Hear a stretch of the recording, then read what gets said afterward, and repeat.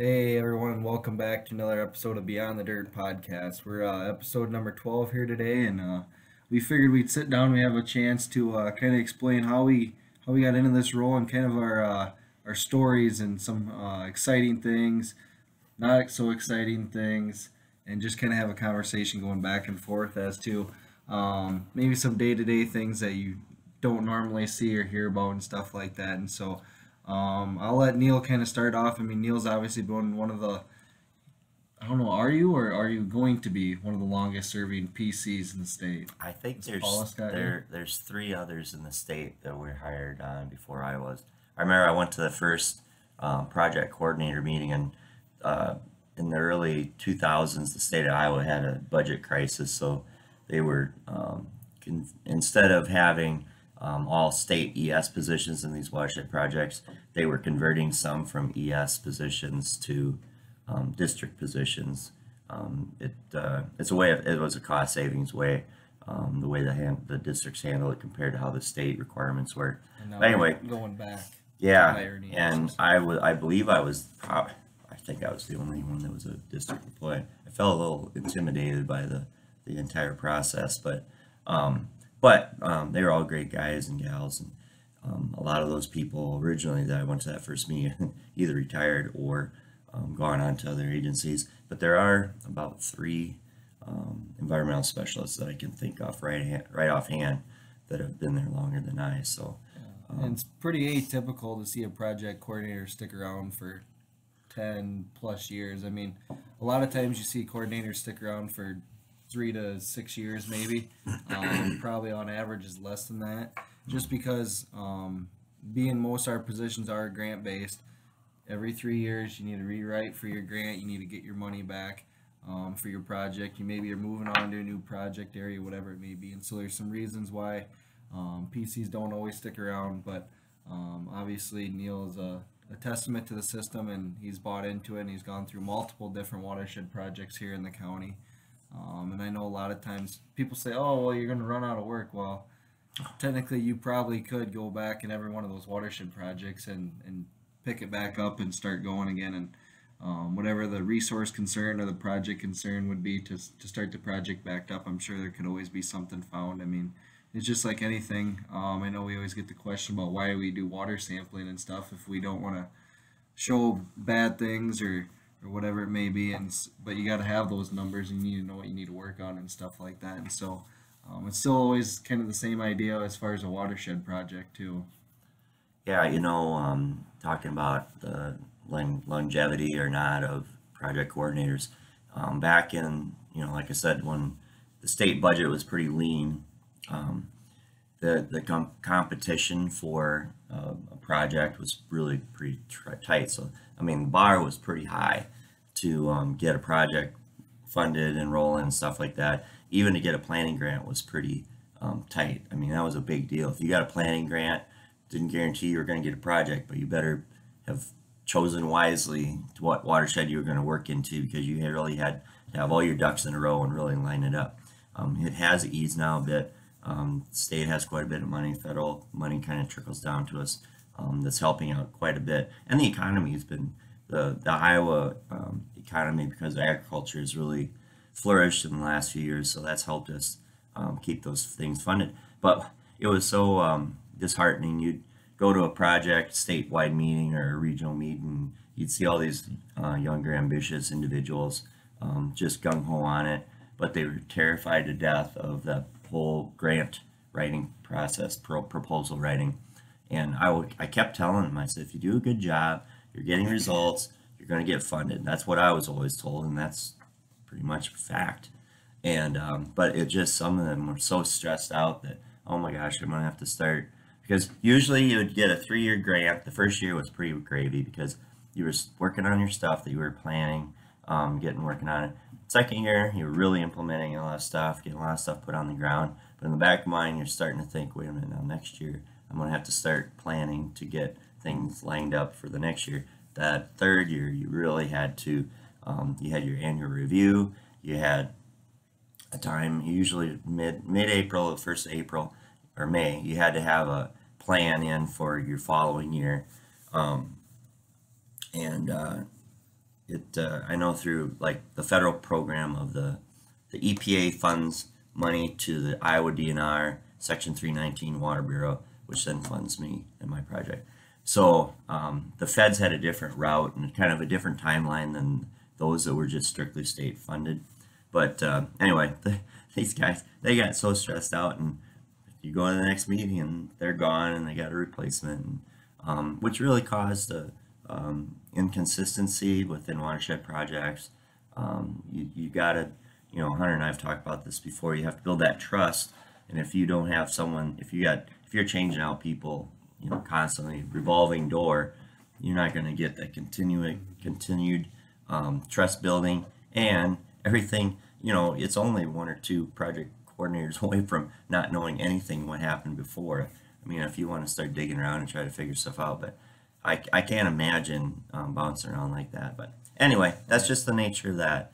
But yeah, when I first started out, it was quite interesting being one of the few district project coordinators in the state. And it's interesting you mentioned that, how when you got coordinators leaving, new ones coming in. I mean, it's with any job that pertains to. When we did our LSLA, we had 3 farmers on basically like a panel that we'd sit down about once a month with and talk to and stuff. And their basically number one concern as far as working with someone in the office was the project coordinator's attrition rate.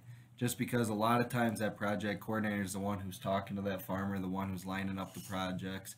Maybe not always the one that's doing the designing or surveying, whatever it is, but they're usually the one that the farmer's talking to get the grass roots moving.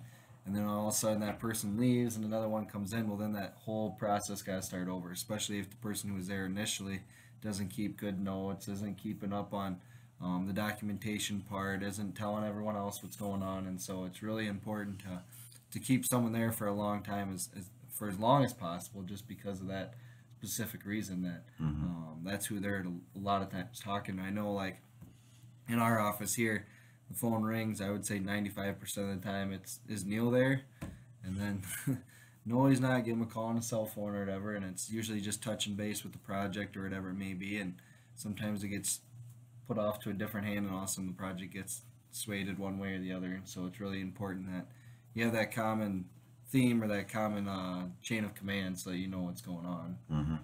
Yeah, that's so true. I mean, having that consistency is very important. But and Hunter and I have actually been quizzed by our state agencies. Just how do you like recruit?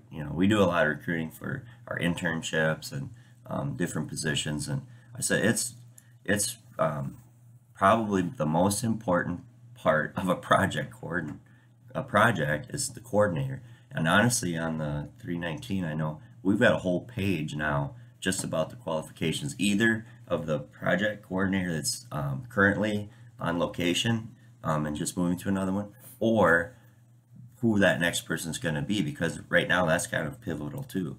I've told this countless times about quality of people that we hire. I mean, a lot of people look fantastic on paper. I mean, the colleges and community colleges and four-year colleges are pumping out a lot of people, but there's part of that, it's wonderful. I'm not knocking education, but it's important to have that education, but it's also important to have communication skills and the tenacity and the energy to want to do this stuff. And too many times I've seen, people look fantastic on paper and they just got no mojo. And that doesn't work either. I've told people, I said, I'm not so impressed with what's on your resume as other than what's your communication skill? Could you have a connection with your people? I mean, our programs change so much. I mean, I don't even think what we're doing today has, other than CRP, is pretty consistent. But a lot of our other programs change almost annually.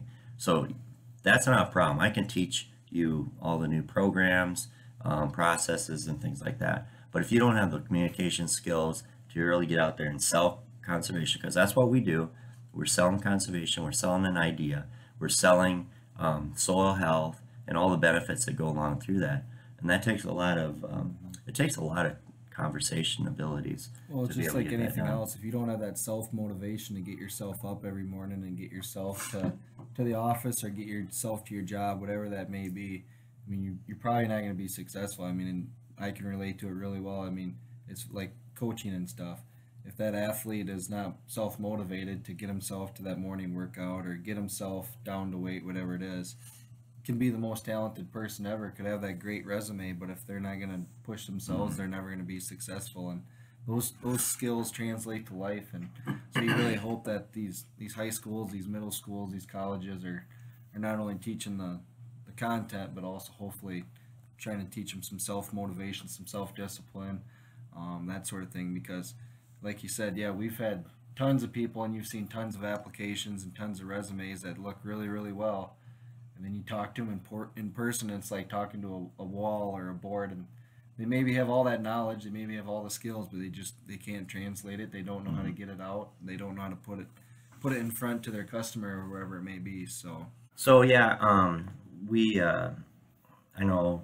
Well, Hunter and I both been asked, what qualities are you looking at for employees, whether we're recruiting or once you've got a stack of resumes you're going through and just that. Well, like I said, not to knock education and all that kind of stuff, but I'm more interested in what their involvement in other activities, where their extracurricular stuff, if they're involved in music or sports or community involvement and things like that. Because it's kind of an indicator. If you got someone that, I mean, they're very bookish and they know stuff, but they're not that out in the public. Where, I mean, Hunter and I are in the public constantly. I mean, whether we like it or not, we get approached on when we're off the job too about different things. So if you've got that personality where you're going to be out and about and doing stuff, I mean, that's who we want. Like I said, well, we one can thing we train always them. do too is say we got a recruit in mind or someone in mind that we want to get in the office. A lot of times we'll have them come in and volunteer for days, week, whatever it may be. I mean, for more than just a day period of time, so you know that they're committed, that they're willing to put in the effort. And most time we give them one of the cruddier jobs as far as like filing or something like that. And if they can come back and keep wanting to work and have that enthusiasm and continual experience and wanting to learn, you probably have someone who's better off than some of those other folks where Sure. either A, they aren't going to come in to volunteer because it's not worth their time, they're not getting paid, or they come for the one day, or they don't do a very good job, or whatever the reason may be. That's kind of one way that we wean out those other ones. So Yeah, if you're not willing to do some of the more mundane things here, because I mean, yeah, it's pretty glamorous. Well, not glamorous, but it's a lot of fun what we do here, and a lot of interesting things we do here. But there are some pretty mundane things, whether it's filling out paperwork for applications or supporting data, and then like Hunter said, the filing stuff. Man, if we didn't file, I mean, first of all, it'd be office chaos. You got to have everything kind of neatly put away. But yeah, that's usually our go-to. Is like, all right, you're gonna spend the next 6 hours in the folder case room back there putting away stuff alphabetically, and we'll see how that goes. well, and hey, Honestly, it can go really bad. How can you get? I mean, I've been looking through some folders and I can almost know, because I know the year that it was put in the folder. I was like, this person did not listen to one thing that I said about what needs to be saved, what order you put it, what page you put it. I mean, we have these 6-part folders, which, I mean, we could do a whole podcast on just how we organize stuff. But if someone can't even, first off, keep the stuff that I needed kept, toss the stuff that needs to be tossed, put it together in the right order, 2-hole punch it, and put it on the correct page. Is that really that difficult? If you can't follow those instructions, I'm pretty much sure you're not going to be able to manage a multi-million-dollar watershed project. So it's and it even goes back even more than that. I've talked to people who review project proposals, and I mean, there's a set list of rules that you have to follow. Everything from the size of the margins, the font, how many pages, the supporting data. Can you use pictures? Can't use pictures.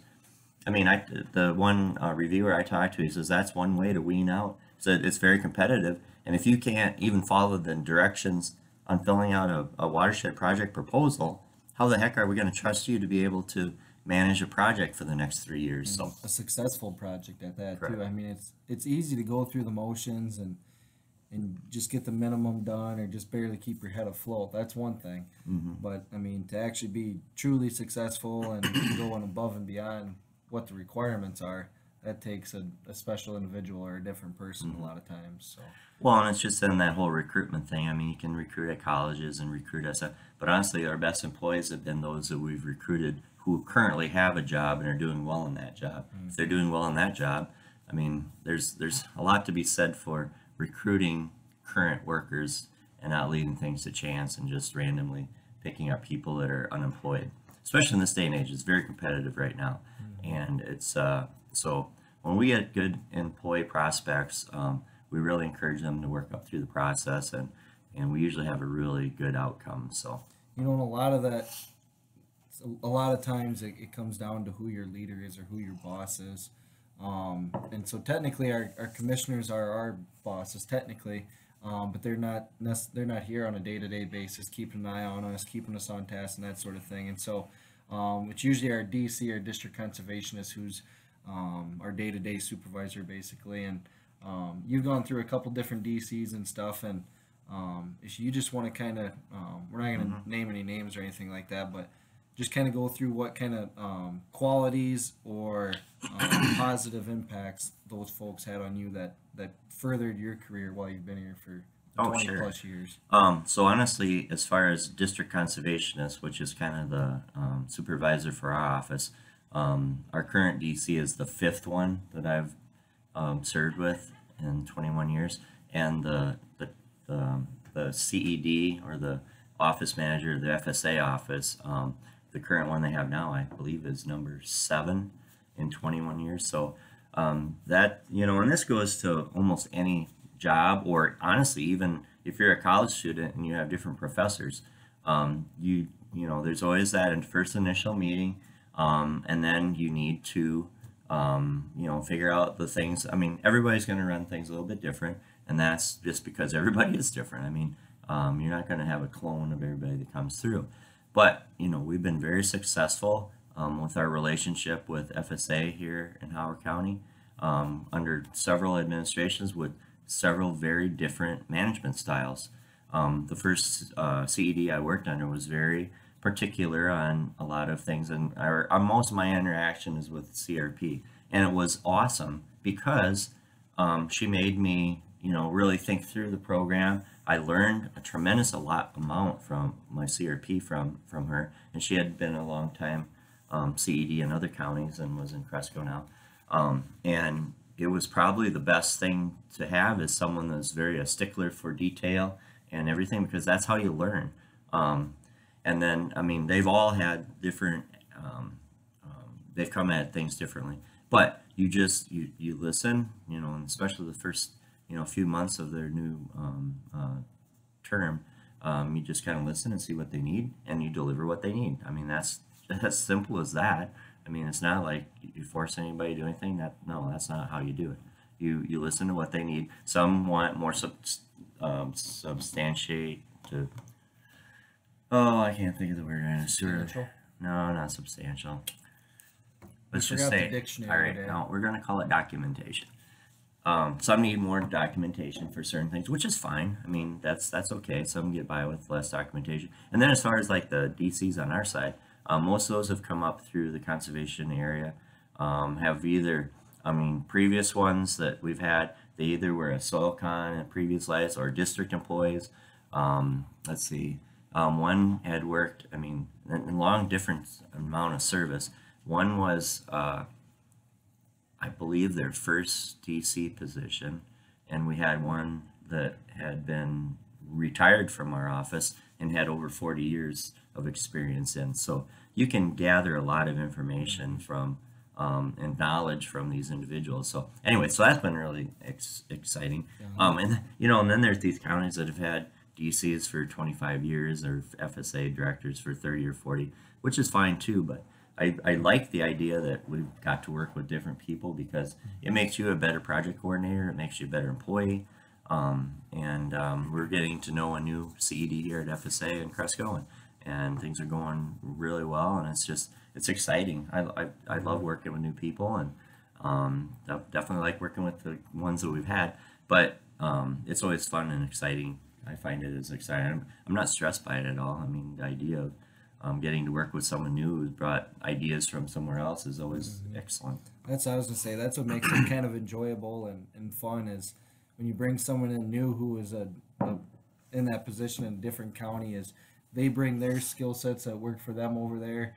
Obviously, they had their problems, they had their goods, their bads, whatever it was. They bring those over here. We're able to provide what we used to do things or have been doing things, good things, bad things, and you kind of mesh it together and hopefully put together the best product and put forth forward. And so that's what makes it kind of fun is those first few months and maybe even first year working through different programs and stuff is a little bit of a challenge at times, but you're always trying to figure out what works best. And like you said, you gotta listen more than you talk probably, and work through things. And complex thinking goes a long ways. It's not just a one way to do things. It's not just a paper pusher mentality, but being able to creatively think and creatively put together your plans or your documents. I mean, especially with our CRP, there's so many different programs that can be utilized on one field or one area that these farmers bring in and talk about. And so to be able to use our brains, use FSA's brains, use the farmers' brains, put them all together, and start to digest what they put in front of us and what they would like to do, and put together that best plan, that best product forward for them to go forth, and hopefully create the best investment for them, because that's ultimately what it is for the farmer, is an investment. Well, and you also have to think, and there's many aspects in life you can use this, because they want to learn something from you too. And if we've got something that's working really well, they want to know, well, how are you doing that, or is this the program you're using, or oh, that's nice. I mean, we didn't really think of it in our past office. Oh, yeah, absolutely, that's a great way of doing it. Sometimes we get curbed a little bit on some things we were doing, but honestly, well, then that's just the way it is. I've always said that in this position, you don't know what you don't know, so you work at doing the best you can with the information you have until something else comes along. So, but yeah, no, I have no fear of getting to work with new administration and offices, because it's, like I said, it brings to the table a whole lot of new ideas and perspectives, and it's got to be a positive experience. So, absolutely. Yeah, the first DC that I got to work with and stuff, probably the best thing I've ever learned or heard, as far as someone telling you this and bringing it forth as mentality, is you don't bring your daily life to the office. Definitely. I mean, when you walk in the door, whether you're feeling cruddy, you had something bad happen to you, whatever it is. I mean, yeah, sometimes there's a time and a place for you to talk about it and have conversation, but majority of the time you leave it at the door, you walk inside and you focus on what the task at hand is, because otherwise it's going to hinder you all day, all week, and you're not going to be able to deliver the product that you should. And I find everything correlates right back to sports or your team that you work with, because I mean, it's the same thing. If you had a bad day at school, or girlfriend problem, boyfriend problem, whatever it may be, and all of a sudden you bring that into your classroom, you bring it into your practice room, I mean, you're not going to be able to perform at the level you should be. And it's the exact same way at a workplace.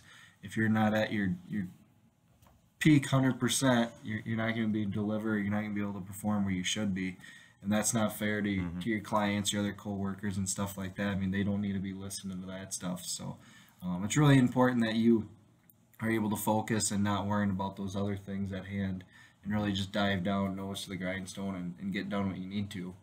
Not that we're not sensitive to people's issues and things in life, but I mean, there's a time and place for it. And if you really need someone to talk to, I'm sure our DCs are always welcome for that. But like Hunter said, it's just like life can be chaotic.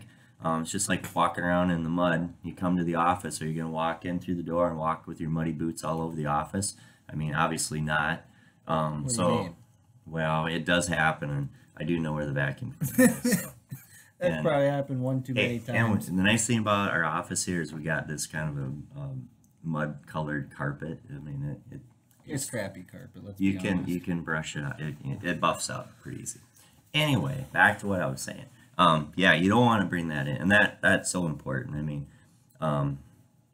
I remember to see we were talking about saying it's like you could have the worst day of your life, and well, probably not the worst day of your life. You could have a pretty crummy day. You should still be able to walk in the office with a smiling face and get your work done. Because if you're a drag, I mean, you're going to drag everybody else down, and that's just huge with in any workplace, any relationship, anything like that. I was like, energy and positivity is contagious, but so is being a drag and a Debbie Downer.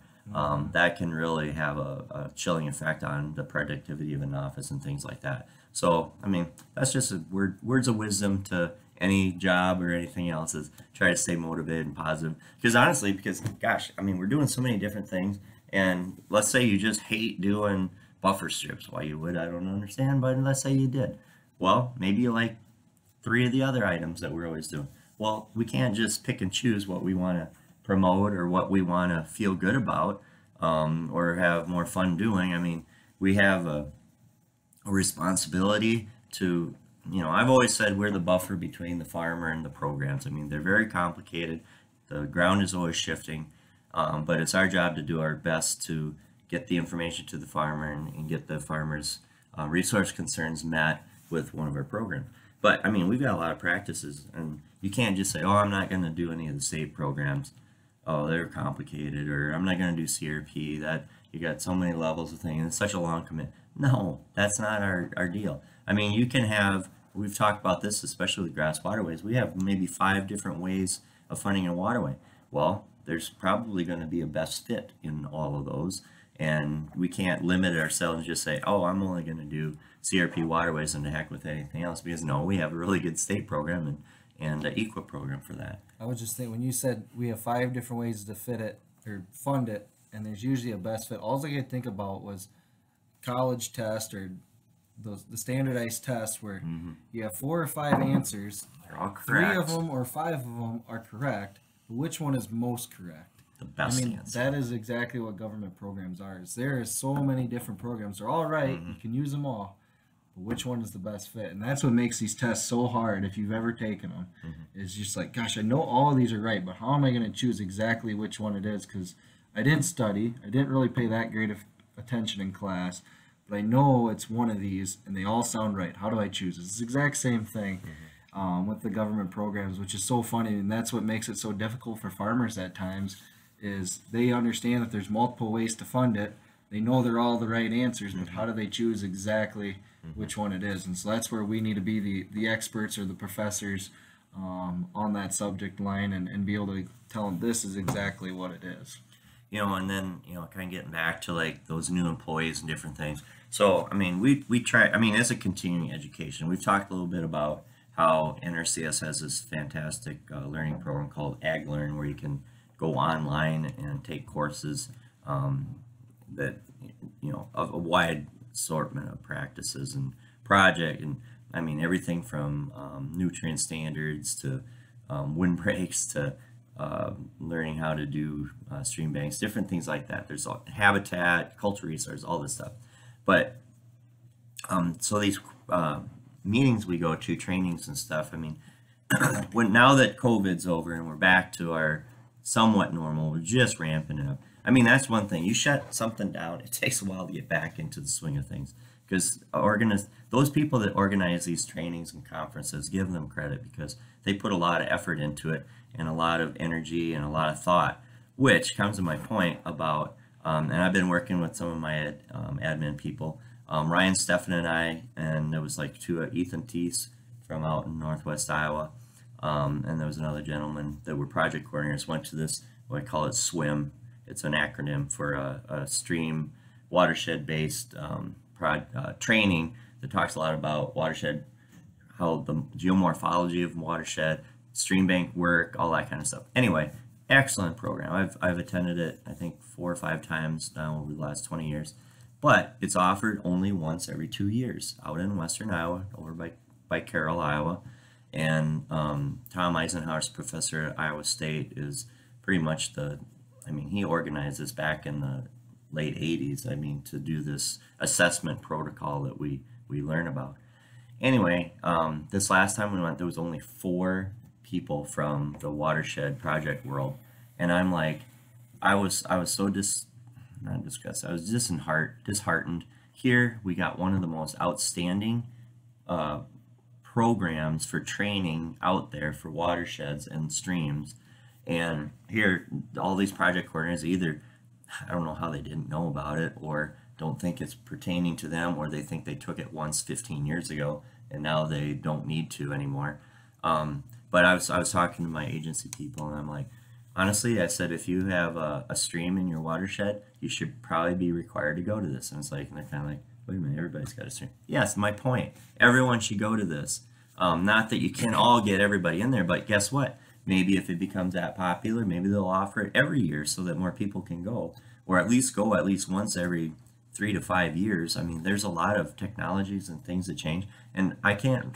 Sometimes I have a hard time remembering what I had for breakfast, let alone what I did 5 years ago. Ain't that the truth? Well, see, I just threw that out there because I knew he was gonna. That was easy. It was just like baiting him. It may have something to do But with anyway, age. some of these, but just the thought of here, somebody went to that much effort to put on this wonderful program.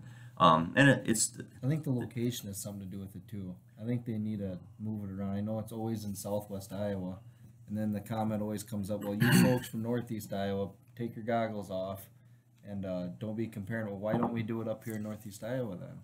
well, I think honestly they need to kind of think about that, because I think that would be great too. Or at Because least centrally located. well, not I mean, even that. It's a I four would and a say half, almost 5 hour drive for us from up here to down there. there is enough variability across the state of Iowa that you're going to have different regions that have different geomorphology. You've got the Iowan surface. You've got the which has got the prairie potholes in it. You got the Paleozoic up here in the northeast, which got the cold water streams and stuff. Out west, you got the Lusk Hills. In southern Iowa, you got this rolling, roly-poly landscape.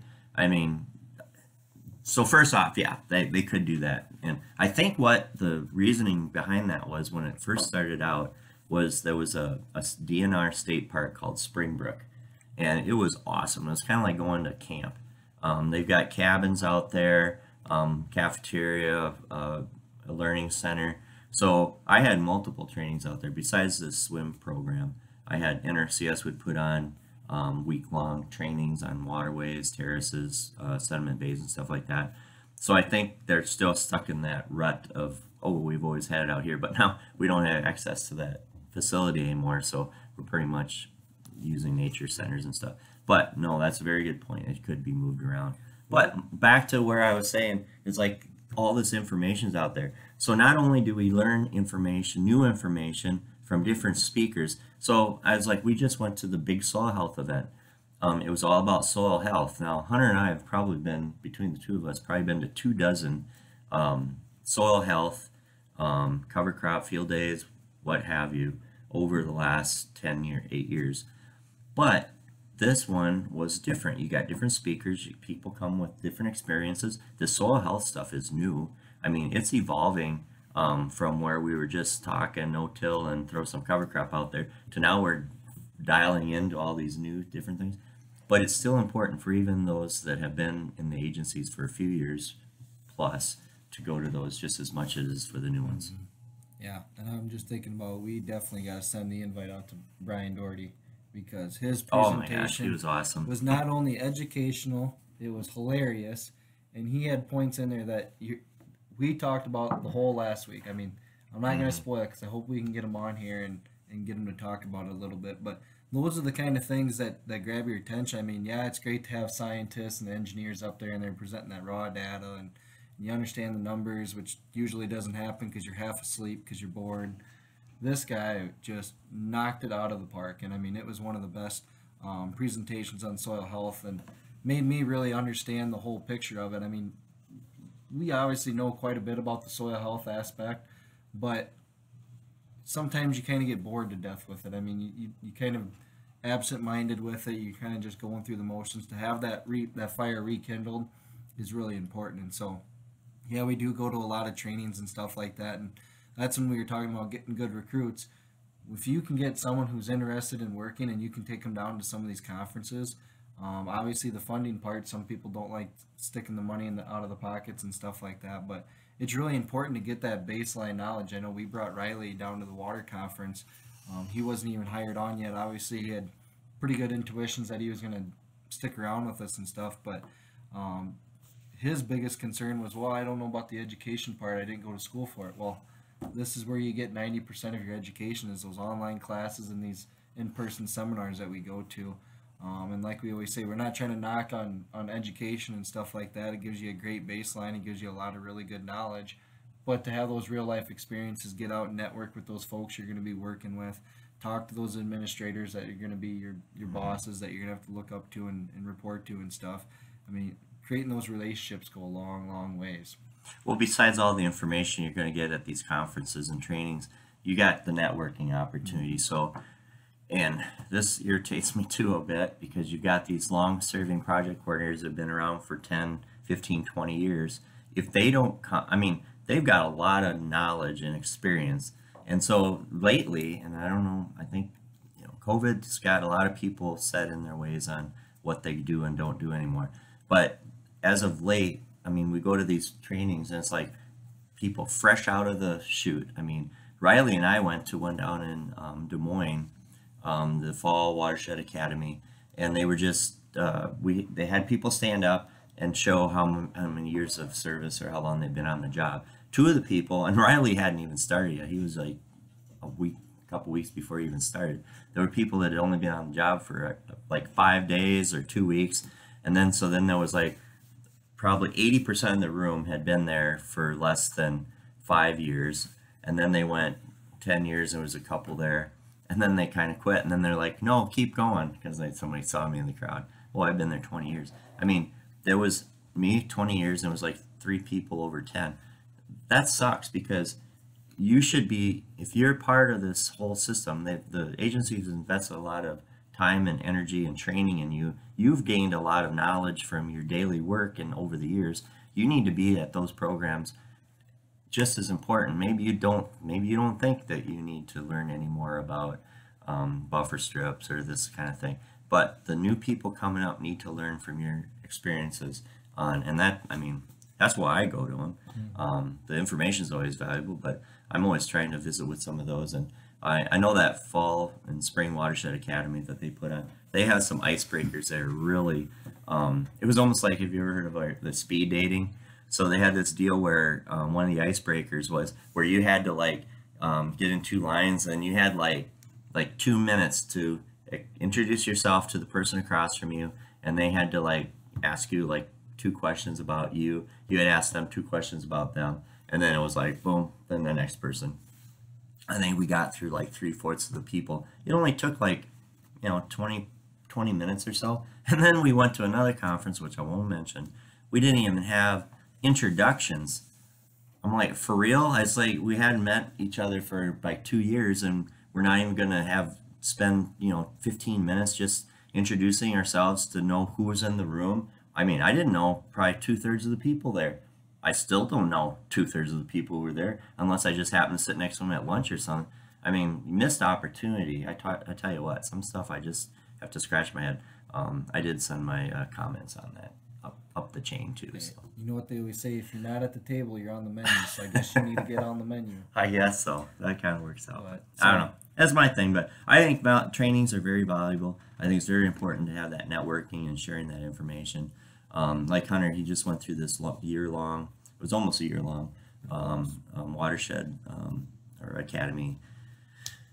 I'm not sure exactly what it's called, but it's a very, very good program. And they had a lot of... I kept it a secret because I didn't want him to know about it. I knew all about it. He thinks I don't know. He still doesn't even know the name of it, so I think I kept it a pretty good secret. I'm keeping secrets from him too. Anyway, it was valuable because the group had a lot of chance to network, ask each other questions. I know they had panels and things that they were able to ask information back and forth. So anyway. I sent it on to a lot of other folks, not yourself, because it's for introductory folks. What did I just get done telling about how people with experience have to be involved in this to share our knowledge? It's a requirement, though. You have to be within the first, 7 years of your career. Well, who knows? Maybe I'm on my 2nd career. You're not, though. Fine. Whatever. Anyways, I think we should move on. Let's talk about some stories over the years. Obviously, you got tons of them. You've been around for quite a few years. You're probably just about as old as the dirt that you're fixing. All right, now But he's treading on thin ice.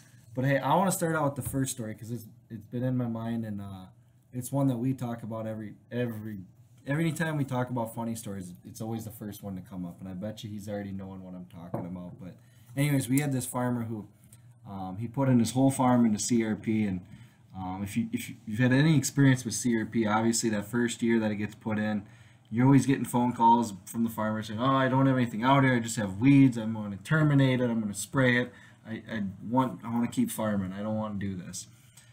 And so we were getting the phone calls, and it was actually on a dead end road, and so I don't think we had been out there until this one time, and like finally, okay, we'll come out and take a look at it, blah blah blah. And so you come on as you're driving down the road. I mean, it was just a sea of yellow, and it was in the very first year, and it's like, holy smokes, what the heck happened here?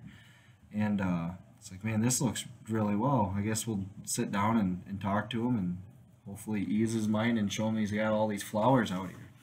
So you get out, knock on the door, and opens the door, and the guy's standing there, buck naked. Dog goes running between the legs. Woo! Do you see my dog? It's like, yeah, he's running right there, and then all of a sudden the light switch clicked. He goes, "Whoa! I'm naked."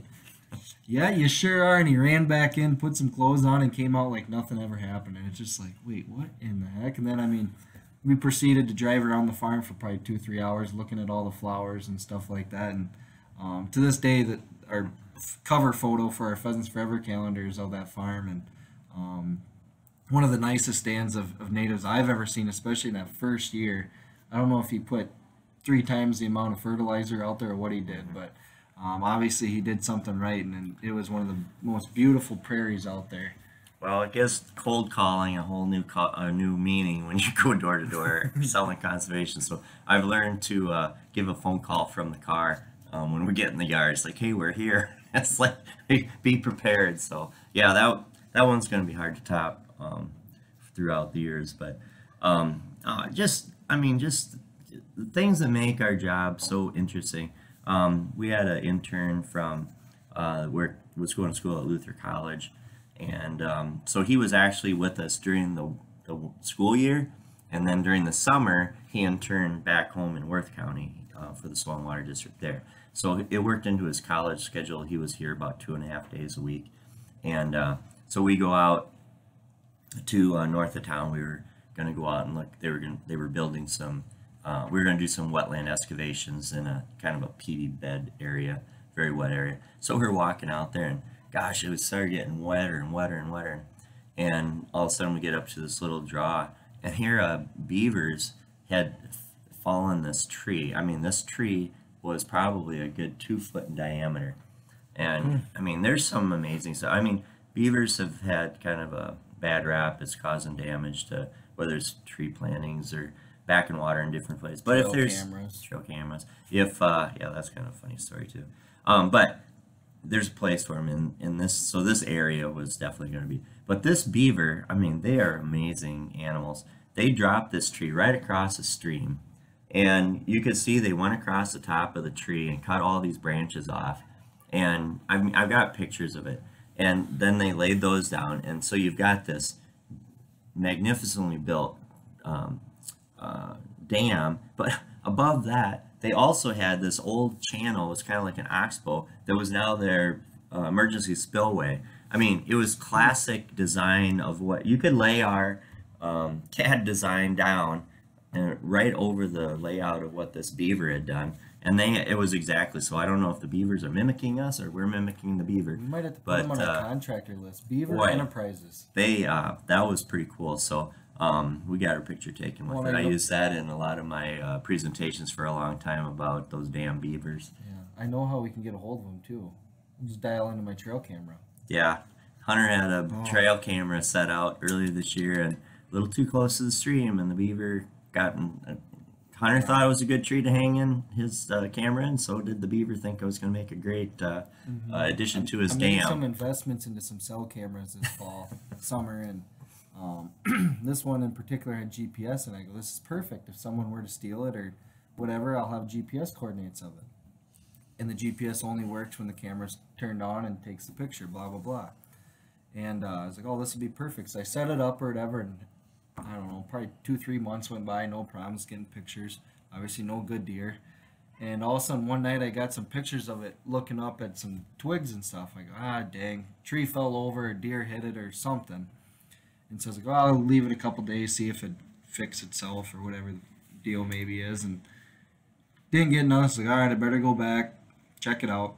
Walked down there, and right, I could see it. I knew exactly which tree I put it on. Beavers gnawed it. I was like, God dang it, this is not good. So I was like, okay, maybe they pulled the camera off or something. So I went up the bank, went down the bank, couldn't find it. Looked on the phone, and the last GPS point I had was right on the river's edge. So that camera got taken by the beavers. Gone. No. So yeah, beavers can do a lot of damage, but they can certainly do some magnificent work It's out there. crazy the things they do. Well, Ben, Ken, and I, we were just out on a project doing a wetland determination. Same thing, we're walking along, and it starts getting a little wetter and wetter, and then we're seeing the water's getting deeper. And it was probably one of the tallest beaver dams that I've seen. And it wasn't impacting the cropland or anything around it. So it was kind of in a good location, so I think it'll get to stay. But that dam had to be, I would say, at least 6 feet tall, and probably at least, it was kind of a narrow channel, so it was probably at least 25 feet, 50, well, no, actually, probably 50 feet wide as far as how it backed up. But man, it was a really neat looking structure, and almost watertight. There was, like I said, another little spillway, so that it kind of dammed up the water, so it backed up around another area. But so anyway, we can, so we probably got more beaver stories. I mean, we did a rascal assessment, and I think, I can't remember how many we identified. So when we're doing these assessments of streams, we always put in like a point of interest, and we got to thinking, well, we might as well put all the beaver dams in there because they actually do quite a bit as far as grade control, steam. So when you back water up on these banks that are eroding really bad, I mean, you've mitigated any further erosion because you don't have that flow of water on there. So, you know, and I just saw the statistics not too long ago and how many millions of beavers there were pre-settlement, and what effect they had on water quality. I think we're getting back to those numbers. Oh, I don't think so. I don't think we're close to it. I think these numbers were astronomical. It was like 400 million or something. I mean, it was like more than in the state of Iowa? No, in the Iowa, or in the United States. But the number of them and how large some of these beavers were. I mean, you know, once in a while we hear about someone that's harvested a 60-pound beaver or something, but they're pretty neat. I know when we were doing that assessment, we came across, there was a dam up above, and all of a sudden, you know, and we're always doing this in August when it's like super hot, so we usually got swim trunks on and water shoes. He's wearing the Speedos, not me. Anyway, so anyway, we're walking along, and we stop, and I look over and I said, hey, look, we got company. And here comes this huge beaver under the ground, and then under the water. And they almost had like I mean, they've got kind of, when they're in the water like that, they almost have like a yellowish brown cast to them. But it couldn't have been more than a couple feet from us, and we just stood still there and waited for it to go past. But I really didn't want to have a chunk of my leg taken out by it was a big one too. So it didn't help that as we were walking, there was dead beaver. Another dead beaver. Damn, dead beaver, dead beaver. It's like, holy, what is going on someone here? had some target practice. And then as we kept going down, then all of a sudden the Loch Ness monster comes swimming across. And yeah, it was big. It was big. The rest of the day we were on pins. Yeah. Walking. I mean, it was oof. Yeah, it's one thing to come across a muskrat, but when you got a 70-pound beaver just swimming right by your legs, that's kind of, you just don't, just like, hope he just keeps on moving. But so anyway, but still getting back to this whole experience stuff and sharing that and being a mentor. I mean, actually, we'll have to do a whole podcast on mentorship and things what we've done here in Howard County, and what should be done across the state, because you know, last fall I spoke at Drake University, had a soils conference, and they, you know, we're kind of renowned for what we're doing up here and putting big numbers on the board. So anyway, they said, and they kind of gave me free rein as far as what I wanted to present on. Pretty much they wanted. Which is not good. Well, it is good if you give me time restraints and you only let me have 20 slides in my projector in my PowerPoint presentation, but which I stuck to it pretty darn good. You gotta admit to that. I did very well on that. So anyway, remember. I was caught up on the soil spark. yeah, that was a wonderful conference. Anyway, yeah. So we had that opportunity to kind of share what we have already done. And what was nice about that conference, we had never attended that one before. And not only did we not attend that before, the people in the audience were a whole different clientele or audience than what we're used to. There was a lot of academia there. It was in Des Moines, so there was a lot of like business oriented. There was a lot of environmental leaders from the area and different things like that. So it was really energizing for us to get to share that what we're doing here. And I told him, I said, we could replicate this anywhere, what we're doing up here. But it takes the right people, getting back to that whole recruitment deal, and who we want or who we need to be promoting what we need to do. Soil health is huge. You got to have people. I mean, when you go out to a farm and you're talking to someone and you want them to do changes that they've been farming this way. I mean, obviously we do make some changes, but I mean, this is a whole different way of looking at how we produce crops in our industry. And you've got to be really on top of your data. You got to build that trust, and you got to have those communication skills to explain this. So kind of pulls us right back to where we started, about the whole idea of who really needs to be working in these offices, and how important that communication skills set is important to getting that conservation on the ground. I mean, that's, in the end, it's like, it doesn't matter how we get it done, as long as you're getting your message out and people start accepting this. And sometimes it's almost just like, all right, we'll give it a shot. We'll do one farm. And like I said, if they don't have a good experience, that's pretty much, you probably shot yourself in the foot. Because I'm always hoping, especially for new people that might only have a 1-year contract, always hoping, gosh, I hope this is a good fall for getting stuff put on. And we had a great fall this fall for getting stuff done. It was just a lot drier than normal, and a little later than normal. So we didn't get the growth on some of our cover crops that we usually do.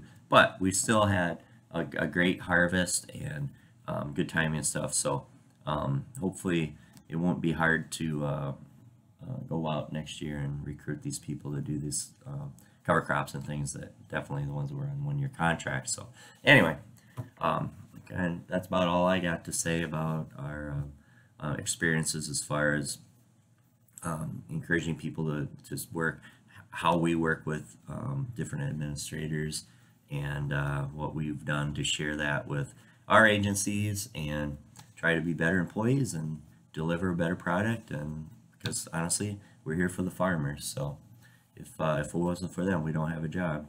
So I've got that right on my desk. I said, thank a farmer. There you go. There you have it. Mic drop. He's got nothing else to say, which is pretty impressive. Not gonna lie. Nothing. Nope. Cat got his tongue. I'm done. If you don't know, he's got a lot of cats, but none of them have ever got his tongue, because he always comes with a mouthful of words, which usually there's quite a bit of wisdom in there. So most times you should just listen. But I like to prog at him and give him hell, keep him on his toes, because if I don't, no one else does. So someone's got to do it. Well, honestly, there it is. He's got it. I would say one more thing. So we were like, we've got a lot of topics that we want to cover in future podcasts, but we were kind of talking about what we wanted to talk about today.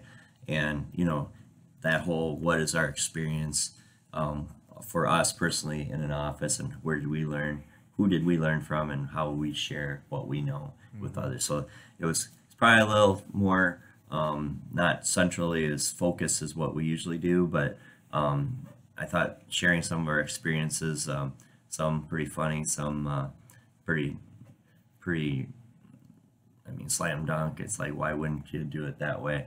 But anyway, like we say, we always have a good time. What it all boils down is just like anything else in life, is everyone's all the same person starting out. What starts to separate those folks in the end is how much they care, how much attention to detail, how much outside determination and self-motivation they have is what's going to further them down those projects and be more successful, or career, whatever it may be. I mean, if you just show up in 8 to 4:30 and paper push your way through it, yeah, that's what you can do, and you're going to be in the bottom 25%. Congratulations. Above and beyond. That's what the key is. If you want to be successful, you go above and beyond, and that's just fact of life. It's in our work, it's in our organizations we're involved with, it's relationships. If you're not willing to go above and beyond, like I always said, there's other places you can work that don't require that. So, which I think it's time for us to sign off and start to go push the rest of the employees in the office, because inspire them. They're not pushing them; we're inspiring them. I mean, everyone needs a little push and a little shove here and there, and sometimes it's a push off the edge of a cliff, but there's usually a rope there that they catch and pull themselves back up. We're not going to do that. I push him off the cliff a lot, but he's pretty good at pulling himself back up. So, anyways, hey, thanks again for listening. Another episode of Beyond the Dirt podcast. We'll see you guys next week. Thanks.